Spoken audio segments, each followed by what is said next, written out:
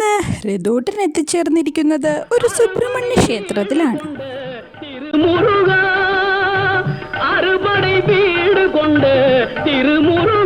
കേരളത്തിലുള്ള കേരള പഴനി എന്നറിയപ്പെടുന്ന സുബ്രഹ്മണ്യ ക്ഷേത്രമാണിത്.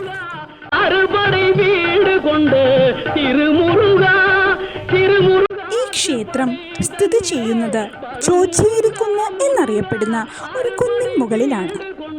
കേരളത്തിലെ തൃശ്ശൂർ ജില്ലയിൽ നിന്നും 12 കിലോമീറ്റർ അകലെയുള്ള പുത്തൂർ എന്ന സ്ഥലത്താണ് ഈ ക്ഷേത്രമുള്ളത്. കുന്നിൻ മുകളിലേക്ക് കയറുന്നതിന് മുമ്പേ താഴെ ഒരു ഗണപതി പ്രതിഷ്ഠയുണ്ട്. അടിവാരം ഗണപതി കോവിൽ എന്നാണ് ഇത് അറിയപ്പെടുന്നത്.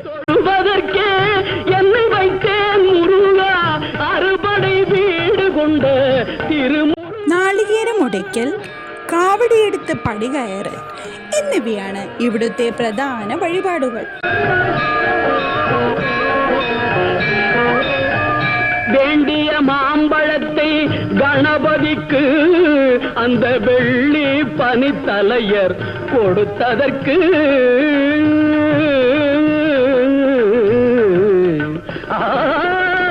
വേണ്ടിയ മാമ്പഴത്തെ ഗണപതിക്ക് അന്ത വെള്ളി. താഴെ നിന്ന് മുകളിലേക്ക് 239 പടികളാണുള്ളത്. ഓരോ പടികളും സമർപ്പിച്ചിരിക്കുന്ന ഭക്തരുടെ പേര് വിവരങ്ങൾ അവിടെ രേഖപ്പെടുത്തിയിരിക്കുന്നത് കാണാം. പടി കയറുമ്പോൾ പ്രയാസം അനുഭവിക്കുന്നവർക്ക് ആശ്വാസമായി പിടിച്ചു കയറാൻ കൈവരികളും ഒരുക്കിയിട്ടുണ്ട്. മുകളിലേക്ക് കയറും തോറും ചുറ്റുമുള്ള മനോഹര ദൃശ്യങ്ങൾ നമുക്ക് കാണാനാകും.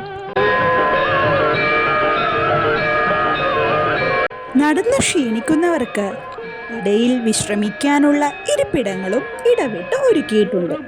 തത്വത്തിൻ സാരെടുത്ത് നല്ല ഓമെനും മന്ദിരത്തിൻ പൊരുളുറയ്ത്ത്.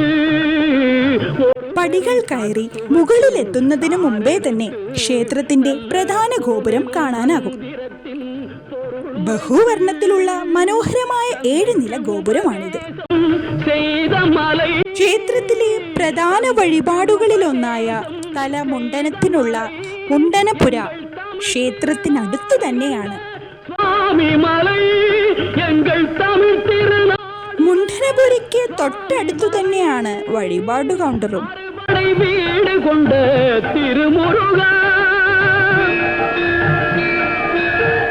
ഇവിടെ ഇപ്പോൾ ഓൺലൈൻ ബുക്കിംഗും ആരംഭിച്ചിട്ടുണ്ട്. ക്ഷേത്രത്തിന്റെ വലതുവശത്താണ് ഊട്ടുപുരയുള്ളത്. ഇവിടെ ഞായറാഴ്ചകളിലും മറ്റു വിശേഷ ദിവസങ്ങളിലും അന്നദാനവും ബാക്കിയുള്ള ദിവസങ്ങളിൽ പ്രസാദ ഊട്ടും നടക്കുന്നു. പടികൾ കയറാതെ ക്ഷേത്രത്തിൽ എത്തിച്ചേരാനായി വാഹനങ്ങളിൽ മുകളിലെത്തുന്നതിനും അവ പാർക്ക് ചെയ്യുന്നതിനുമുള്ള സൗകര്യങ്ങളും മുകളിൽ തന്നെയുണ്ട്. കടൽ കൊഞ്ചും സെന്തൂരിലുള്ള പടവീട് അറുപട വീട് കൊണ്ട് തിരുമുരുക. പഴനി ക്ഷേത്രത്തിലുള്ളതുപോലെ പാൻസും ഷർട്ടും ചുരിദാറും ഒക്കെ ധരിച്ച് ഈ ക്ഷേത്രത്തിനകത്തേക്ക് പ്രവേശിക്കാം.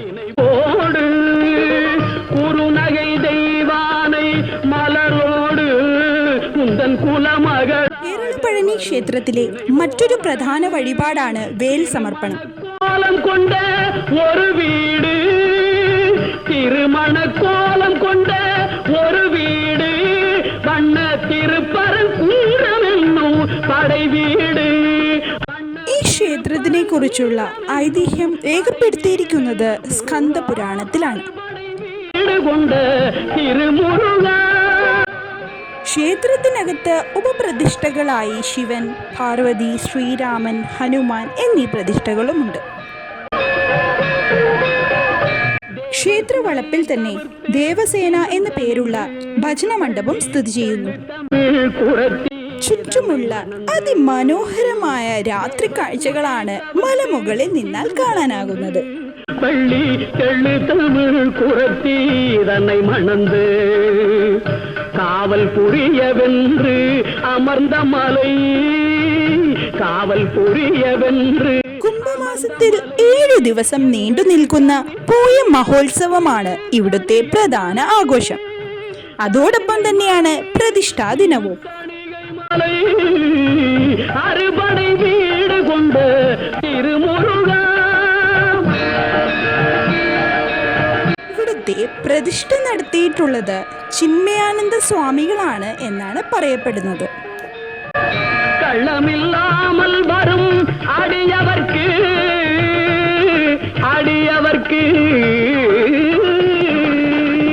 കള്ളമില്ലാமல் വരും അടിയവർക്ക്.